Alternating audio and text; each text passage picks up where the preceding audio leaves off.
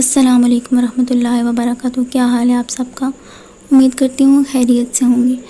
मेरा बिल्कुल भी इरादा नहीं था ईद के दिन भी गांव जाने का, क्योंकि दर्द मेरा रीढ़ की हड्डी तक आ गया था और ज़्यादा देर बैठना पड़ता गाड़ी में।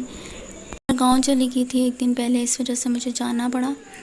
ये चिकन मैंने मैरिनेट करके रखा हुआ था पिज़्ज़ा बनाने के लिए, लेकिन ये सुबह फिर मैं अगर घर पे होती तो साथ वालों को और किसी और को भिजवाना था मैंने। तो ये रात को 1 बजे मैंने काम सिर्फ इसी वजह से शुरू किया कि सुबह तैयारी में या घर की सफाई में थोड़ा लेट हो जाऊंगी, तो फिर निकलना भी है इस वजह से। रात को मैंने दूध और सवैयाँ मंगवाई इसलिए कि जल्दी जल्दी बन जाए। दूध के 2 पैकेट भी कम पड़ गए थे क्योंकि सवैयों का मैंने पूरा पैकेट बना दिया था। साथ मैक्रोनीज़ मैंने बॉयल होने के लिए रख दिए थे। हैदर बहुत ज़्यादा रो रो कर सोया, बहुत मुश्किल से सुलाया था उसको। जब से उसने होश संभाला है जहाँ भी जाए ज़ुमर उसके साथ, तो इस वजह से वो बहुत मिस कर रहा था उसको। है इसमें थोड़ा सा मैंने कस्टर्ड डाल दिया और ये थोड़े से मेरे पास बादाम और पिस्ता पड़े हुए थे वो भी मैंने डाल दिए। वैसे मुझे बिल्कुल भी वैसे तो मीठा पसंद ही नहीं है, लेकिन अगर हलवा या इस तरह की चीज़ कोई मैं बनाऊँ तो उसमें ड्राई फ्रूट्स मैं बिल्कुल भी नहीं खाती। खैर ये बादाम लाई तो मैं बच्चों के लिए थी, लेकिन ये बादाम मैं खाती नहीं हूँ। इस दफ़ा जब मैंने देखा बादाम कम में और पिस्ते पड़े हुए हैं तो इस दफ़ा मैंने बीच में से थोड़े से पिस्ते खा लिए। ये सुबह हैदर तैयार होके बैठ गया और मैं भी तैयार हुई। तकरीबन घर की भी हल्की फुल्की सफाई कर दी, लेकिन अब हम बैठकर इसके बाबा का इंतज़ार करें। ये पहली ईद है मेरी इधर बोरिंग, और मेरे बेटे की भी। हमारे घर में सुबह सुबह मतलब ईद की नमाज़ पढ़ने के बाद कुर्बानी हो जाती है मेके में सब लोगों की, मेरे अब्बू लोग जो सब भाई हैं, तो बहुत मज़ा आता है। ईद ईद लगती है। यहाँ पर तो बिल्कुल भी कुछ पता नहीं चल रहा था, बस बैठे रहे और फिर आगे रास्ते में भी कुछ भी बिल्कुल नहीं पता चल रहा था। ज़ाहिर सी बात है सब अपने घरों में होंगे, ईद की नमाज़ पढ़ने के बाद कुर्बानी वगैरह की होगी तो सब अपने घरों में थे। बाहर भी बिल्कुल कोई रौनक नहीं थी, चंद दुकानें खुली हुई थी बस। ये बहुत खुश हो रहा है। ये तो कल इसने सारा दिन बहुत तंग किया, बहुत ज़्यादा तंग किया, ख़ुद भी तंग था। मैं सोच रही थी जब हम गांव जाएंगे ये अपनी बहन को देखेगा और मैं ज़ुमर को देख के बहुत खुश होंगे। और मैं ये भी सोच रही थी कि वीडियो भी बनाऊंगी इन दोनों की, लेकिन वहाँ पर जाकर जो मेरा हाल हुआ। सामान में अपना और हैदर का थोड़ा सा साथ ले गई थी। इरादा मेरा नहीं था रहने का, लेकिन फिर भी मैंने सोचा कि अगर वहाँ जाऊँ और खुश हों सब देख के तो फिर मेरा भी इरादा बन जाए। उस दिन तो मैंने इस वजह से बिल्कुल भी वीडियो नहीं बनाई। एक तो थकावट थी रात तक इतनी ज़्यादा, और दूसरा मुझे गुस्सा भी बहुत था इस बात पे।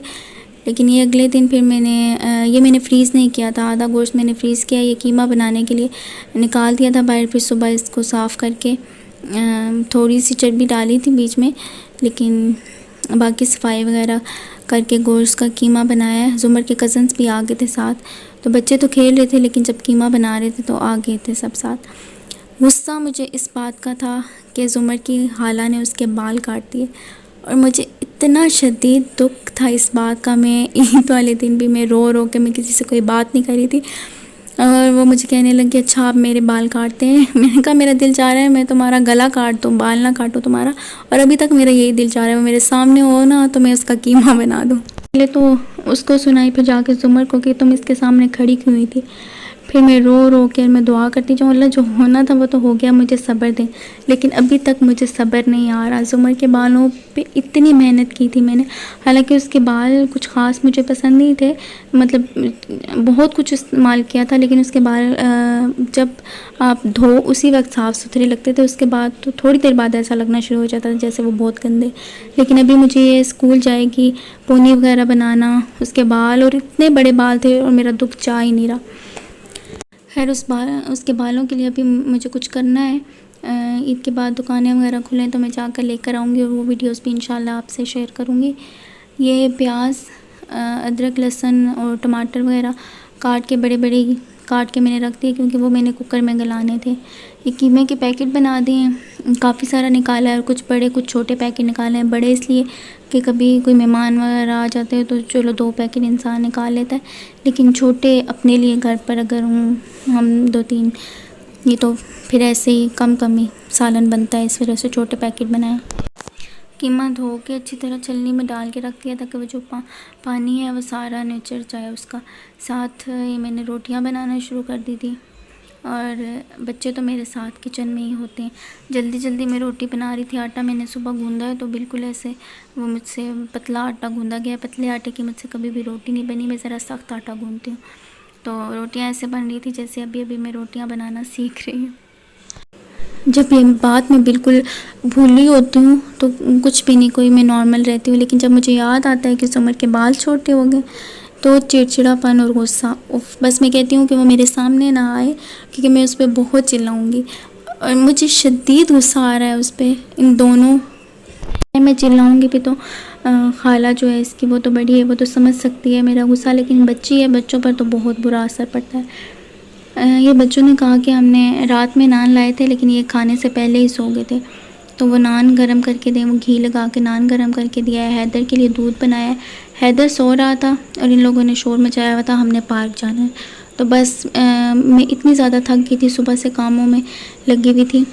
इरादा मेरा बिल्कुल भी नहीं था बच्चों को भी पार्क लेके जाने का, अगले दिन का इरादा था, लेकिन कामों से तो मैं थकी हुई थी। बच्चे तो सारा दिन बैठ बैठ के बोर हुए हुए थे और इनके कज़न्स आए भी इसी वजह से थे कि पार्क जाएंगे। तो ये तो खुश थे, थोड़े थोड़े ये नींद में भी थे क्योंकि हैदर थोड़ा इसने सो लिया था, सुबह जल्दी जागे थे। तो इसी तरह मैंने कोई इनको जो सुबह ही नहला के कपड़े घर वाले पहनाए हुए थे वही लेके मैं निकल आई हूँ। और ये पार्क हमें मतलब करीब नज़र आया, जाना किसी और पार्क था लेकिन अंदर जाकर तो ये बिल्कुल भी पसंद नहीं आया क्योंकि इस पर झूले जो थे, एक तो बारिश की वजह से कीचड़ भी था, दूसरा झूले कुछ ख़ास नहीं थे। ट्रेन में भी बच्चों को बिठाया लेकिन वो तो ऐसे चल रही थी, बिल्कुल भी कुछ मज़ा नहीं आया किसी चीज़ में। स्लाइड ली बच्चों ने लेकिन वहाँ पे भी कीचड़ था के रोक रोक के, लेकिन फिर भी इनके कपड़े गंदे हुए, जूते गंदे हुए, वो तो खैर हो जाते, कोई बात नहीं थी, लेकिन बच्चे एंजॉय तो करते। थोड़ी देर बाद इन्होंने खुद ही कहा कि चलें वापस घर चलते हैं। खैर ये ग्रीनरी अच्छी लग रही थी, अगर थोड़ा सा और यहाँ पे धूप ना होती तो यहाँ पे बहुत मज़ा आता।